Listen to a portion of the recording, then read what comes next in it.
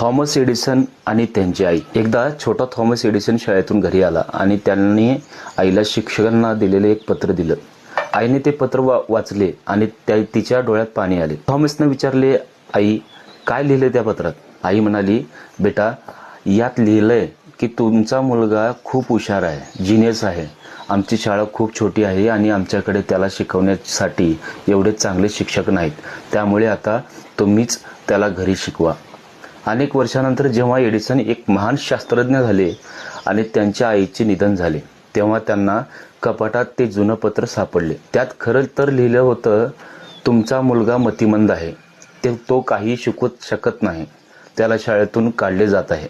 Edison खूप रडले आणि त्यांनी आपल्या डायरीत लिहिले, एक महान आईने एका मतिमंद मुलाला शतकातील सर्वात मोठा शास्त्रज्ञ बनवले. तात्पर्य असं आहे, एखाद्याबद्दलचे सकारात्मक शब्द आणि विश्वास त्यांचे पूर्ण आयुष्य बदलू शकतात. कधीही हार मानू नका, कारण जग काय म्हणते त्यापेक्षा तुम्ही स्वतःवर किती विश्वास ठेवता हे महत्त्वाचं आहे. लाईक करा, फॉलो करा. धन्यवाद.